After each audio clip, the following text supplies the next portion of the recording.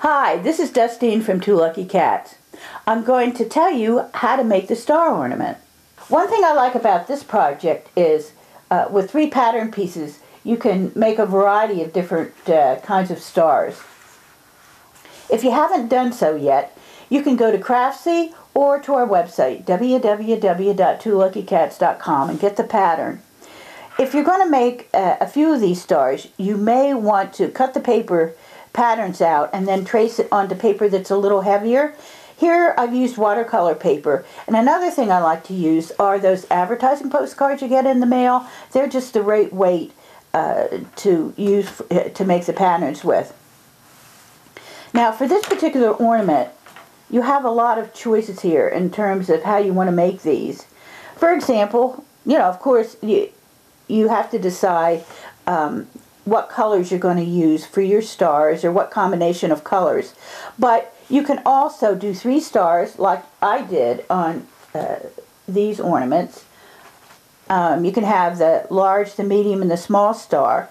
Or you can have a large star and a medium star, or a large star with a little star in the middle.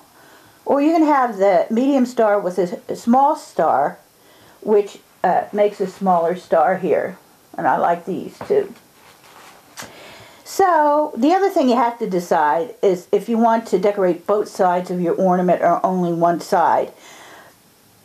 So the other thing is I've created a couple different patterns that you can decorate the stars with. And in both cases I've used size 10 seed beads, but you can experiment with different size beads. Maybe size 6 is a little bit bigger you might want to use. Now, for example, with this, if you're going to do a star with a pattern in the middle of the smaller star, and here I did a starburst pattern, and I sewed the beads on, these are seed beads, but I used a running stitch to sew them on.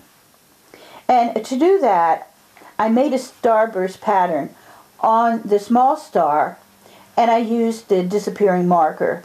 And to do that, I'm going to demonstrate here on a piece of paper.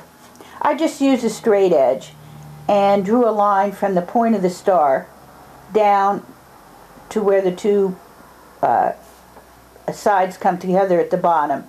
And I do this just to try to keep my stitches straight. The other thing is, when you use this particular pattern, you just start by putting all the pieces together and sewing on the top. And this will hold the 3 pieces together. Now the other pattern that I used was this pattern here, where I just outlined the star with the running stitch and beads.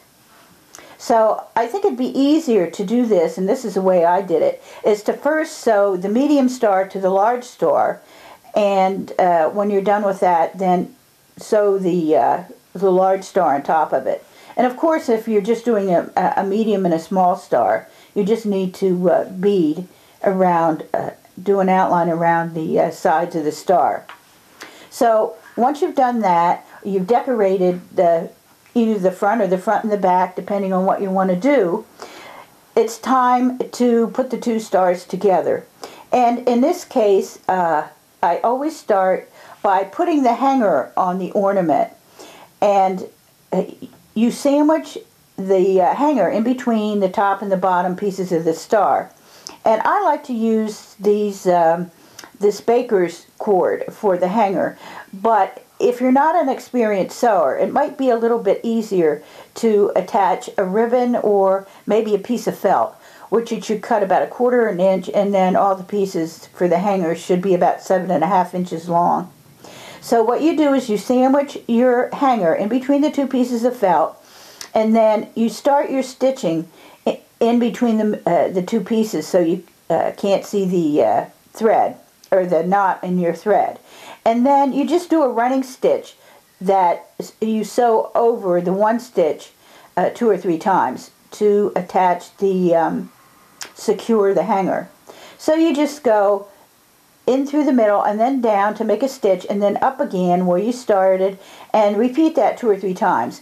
And then I start with the overcast stitch, and what I do is do a couple in the same spot and then continue on And what I did here with every 3 stitches, I put a bead. And I just sewed around the edges until I got about here.